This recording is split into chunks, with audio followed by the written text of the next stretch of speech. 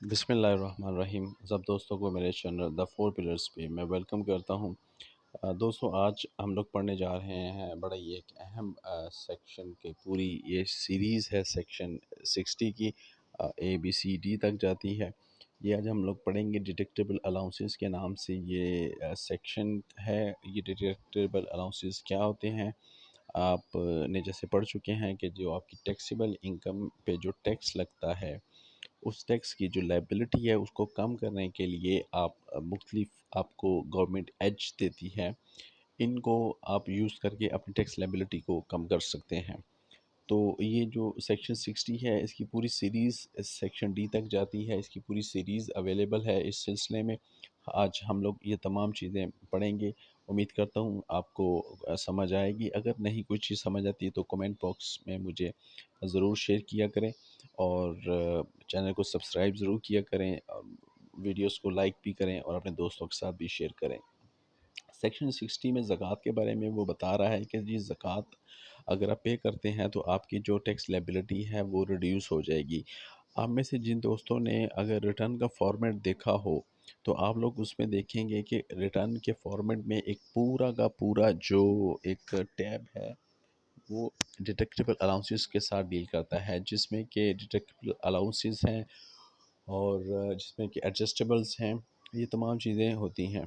یہ چیزیں کچھ ٹیکس ایویژن اور ٹیکس اوائڈنس اسکیم بھی کہلاتی ہیں. اچھا دوستو مجھے ایک چیز آپ پلیز ضرور بتائیے گا کمنٹ میں کہ ٹیکس ایویژن اور ٹیکس اوائڈنس میں کیا فرق ہوتا ہے. کوشچن کو رپیٹ کر دیتا ہوں کہ ٹیکس ایویژن اور ٹیکس اوائڈنس میں کیا فرق ہوتا ہے. آپ نے مجھے یہ کمنٹ سیکشن میں بتانا ہے. تو یہ چیزیں جو ہیں یہ ان ٹیکس ایویژن یا ٹیکس اوائڈنس میں جو یوز ہوتی ہیں، مقصد ان کا گورنمنٹ کا یہ ہے کہ ان چیزوں کو ختم نہ کیا جائے. مطلب ایک سوسائٹی کو رن کرنے کے لیے زکوٰۃ کی جیسے کہ ضرورت پڑتی ہے، اس چیز کو انکریج کرنے کے لیے گورنمنٹ آف پاکستان نے ٹیکس لائبلٹی کو ریڈیوس کیا ہے تاکہ لوگ ٹیکس مطلب تو دیں ہی دیں، ساتھ میں ان چیزوں کی طرف بھی وہ لوگ اپنا ایک رجحان رکھیں اور پے کریں زکوٰۃ وغیرہ.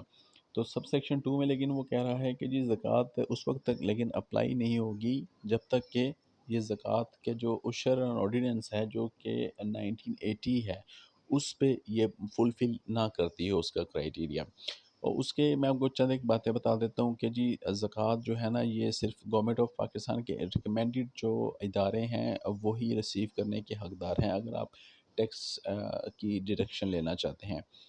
ایسے ادارے جو کہ زکوٰۃ عشر آرڈیننس کے مطابق زکوٰۃ لینے کے حقدار نہیں ہیں، اگر آپ ان کو زکوٰۃ دیتے ہیں تو ان سے کسی بھی قسم کی رسید بھی اگر آپ کو ملتی ہے لیکن وہ آپ کے اس کام کی نہیں ہے کہ آپ اس کو ٹیکس لائبلٹی میں ریڈیوس کر سکیں.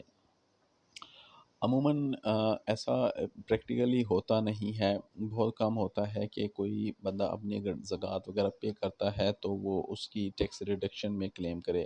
یہ چیز ایک اس کا پرسنل میٹر بھی ہوتا ہے. عموماً دیکھنے میں یہی آیا ہے کہ لوگ اس چیز کو اپنے ٹیکس لائبلٹی میں سے مائنس نہیں کرواتے. سب سیکشن 3 میں وہ کہتا ہے کہ جی اینی الاؤنسز اور part of any allowance under this section for a tax year that is not to be able to be deducted under section 9. Section 9 ہم نے پڑھا ہے ٹیکسیبل انکم پہ. اس پہ میں ویڈیو بنا چکا ہوں. اگر کسی نے سیکشن 9 نہیں پڑھا تو وہ میری ویڈیوز دیکھ سکتا ہے سیکشن 9 کے اوپر. تو اس میں وہ کہہ رہا ہے کہ جی اگر ایک ٹیکسیبل انکم میں سے کوئی چیز اگر ڈیڈکٹ نہیں ہو سکتی، اگر ایک ایسا الاؤنس ہے جس کو ڈیڈکٹ نہیں کیا جا سکتا تو نہ ہی اس کو جو ہے نا for the year not to be refunded, نہ اس کو ریفنڈ کیا جا سکتا ہے، نہ اس کو کیری فارورڈ کیا جا سکتا ہے، نہ ہی اس کو ہم کیری بیک کر سکتے ہیں. تو ایسی صورت میں اس میں سے ہم زکوٰۃ کو بھی مائنس نہیں کریں گے. ڈیفینیٹلی بات ٹھیک ہے کہ جی جو الاؤنس آپ کے اس ٹیکسیبل انکم میں سے ڈیڈکٹ نہیں ہو رہا اس میں سے زکوٰۃ بھی ڈیڈکٹ نہیں ہوگی.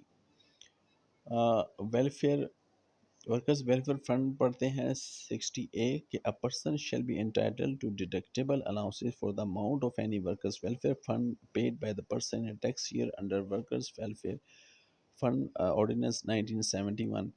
دوستو یہ ایک ایم سی کیوز ہے کہ ورکر ویلفیئر آرڈیننس جو ہے اس کا آپ ٹیکس ایئر یاد کر لیجئے گا، پیپر میں پوچھا جا سکتا ہے۔ ورکرز ویلفیئر فنڈ ہوتا کیا ہے کہ جی ہر کمپنی جو ایک پرائیویٹ لمیٹڈ کمپنی ہے یا ایک بڑی آرگنائزیشن ہے، گورنمنٹ آرگنائزیشنز میں بھی ورکرز ویلفیئر ہوتا ہے، لیکن وہ کسی اور نام سے اس کو جانا پہچانا جاتا ہے، شاید بینیولنٹ فنڈ وغیرہ جو ہوتے ہیں۔ ورکر ویلفیئر فنڈ اس طرح ہوتا ہے کہ جی کمپنیز اپنے امپلائیز سے کچھ پیسے وغیرہ لیتے ہیں اس کے اکاؤنٹ میں سے، جو وہ اس کی مرضی کے مطابق ڈیڈکٹ کیے جاتے ہیں۔ تو جتنے پیسے وہ ڈیڈکٹ کرتے ہیں اسی اماؤنٹ کے ایک پرسنٹیج یا اسی اماؤنٹ کے برابر وہ کمپنی بھی اس کے جو ہے اکاؤنٹ میں پیسے ڈالتی ہے اس ورکرز ویلفیئر فنڈ میں، اور اس کو پھر ورکرز کی ویلفیئر میں یوز کیا جاتا ہے۔